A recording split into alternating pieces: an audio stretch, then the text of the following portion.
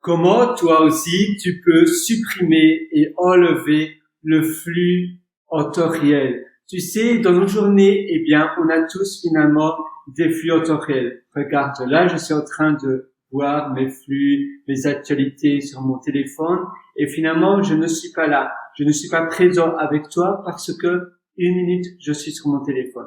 Eh bien non, ton téléphone, tu le mets à la poubelle. Pas à la poubelle, mais en réalité, il y a une façon encore plus efficace de garder son téléphone, mais que ton téléphone ne te contrôle pas, mais toi, tu puisses finalement contrôler la situation. Première chose, et la chose la plus basique, je pense que tout le monde, j'espère, fait cela maintenant, c'est de mettre les notifications sur off. Tu vas simplement dans tes paramètres, notifications, c'est très simple, et tu vas mettre tes notifications en mode désactivé.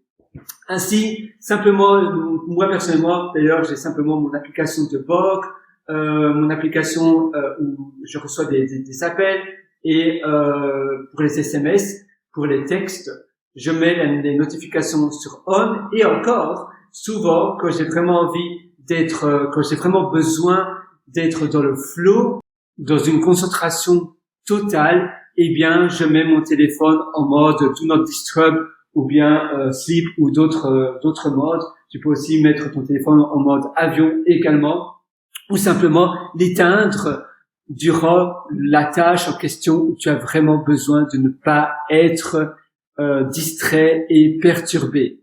Évidemment, dans notre journée, dans notre vie, on a non-stop des informations, des flux, des personnes qui nous appellent, qui nous parlent. Alors, comment vraiment reprendre le contrôle de sa vie? Eh bien, premièrement, en mettant ses notifications, en contrôlant toutes les notifications de son téléphone, de son ordinateur, etc., mais aussi en acceptant de ne pas être joignable. Tu dois finalement montrer que tu es une personne qui ne répond pas directement. Les personnes s'habituent finalement à la manière dont tu réponds. Si tu es une personne qui répond directement, instantanément à toutes les demandes que tu reçois, les personnes vont s'habituer à ce que tu réponds directement.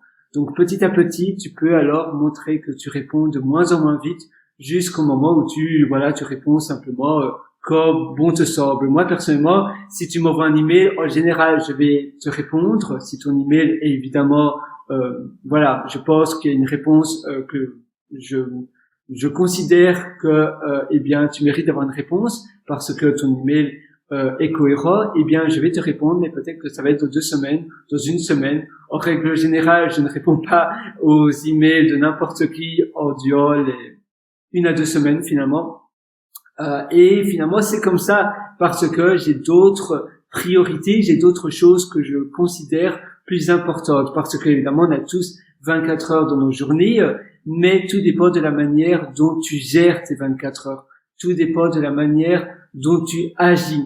Et c'est pour cette raison-là que personnellement, moi, j'ai pris la décision de répondre. Évidemment, ça dépend de si c'est un email vraiment urgent ou pas. Ça dépend du type d'email ou du type de requête que je dois donner une réponse. Mais en règle générale, je donne une réponse quand j'ai terminé toutes les choses primordiales et prioritaires que je dois d'abord faire. Avoir une liste de tâches avec une application du style Google Keep, Things 3, THNGS 3. J'utilise aussi Gtask. Avant, j'utilisais Gtask. Maintenant, j'ai migré vers Things 3. J'utilisais aussi l'application d'Apple Reminder, mais par contre, ça fonctionnait pas très très bien.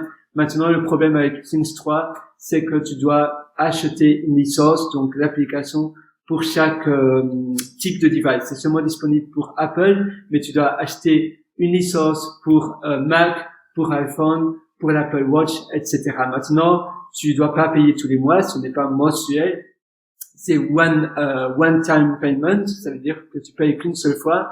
Par contre, oui, évidemment, tu dois l'acheter pour chaque iOS, pour chaque OS d'Apple. Une autre chose vraiment importante pour arrêter d'être dans le flux intempestif finalement d'informations, c'est de savoir dire non et de vraiment savoir maintenant j'ai 20 minutes pour rien que faire cela et rien que ça et rien d'autre. Bien allouer ses temps et avoir des plages horaires où tu n'autorises rien comme notification, c'est super important.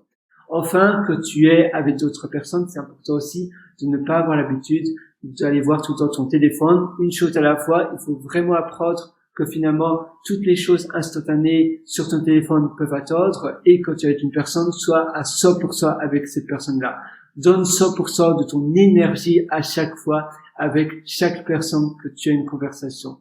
C'est super important, même primordial, de toujours donner 100% de ton énergie pour chaque tâche et discussion que tu as. Et la toute dernière chose, c'est de noter les choses, c'est-à-dire que, ou même d'enregistrer les choses. Si tu as quelque chose qui te passe par la tête, eh bien, tu notes cela, tu enregistres la chose qui te passe par la tête avec une application de dictaphone. Si tu as l'Apple Watch, c'est assez pratique. Maintenant, avec l'iPhone et avec Android, je pense que c'est pareil. Tu peux utiliser un raccourci. Donc, tu vois, je peux directement m'enregistrer grâce au raccourci ici. New Recording. Je ne sais pas si tu vois, mais voilà. Donc, directement sur ton home screen, tu peux directement faire New Recording et tu peux faire un enregistrement. Et puis après, finalement, c'est un peu comme si tu mettais chaque tâche au frigo pour plus tard. Et une fois par semaine, par exemple, tous les vendredis, tu vas exécuter toutes ces tâches en rafale, d'affilée. Tu vas faire une et puis une et puis une. Donc, ça veut dire que toutes les tâches que tu as pensées et notées durant la semaine, tous les vendredis ou le jour qui te convient le mieux, ça peut être le dimanche après-midi, tu vas enchaîner et exécuter en rafale une tâche après l'autre. Et ça va aussi te permettre de te libérer des flux instantanés. Parce que si à chaque fois que tu as quelque chose que tu penses à faire ou que tu dois faire et que tu le fais, premièrement, tu vas perdre beaucoup plus de temps, mais tu vas aussi perdre énormément en concentration.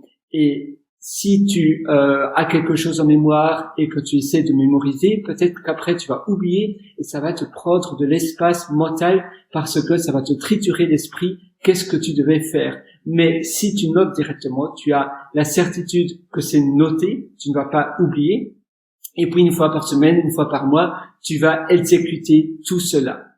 J'espère que ça va t'aider. Je t'ai d'ailleurs aussi concocté un atelier sur l'immersion deep, l'immersion totale, qui est disponible sur mon site pierrewriter.com, pierrewriter.com. À très bientôt et je te souhaite tout le meilleur du fond du cœur comme d'habitude. Ciao.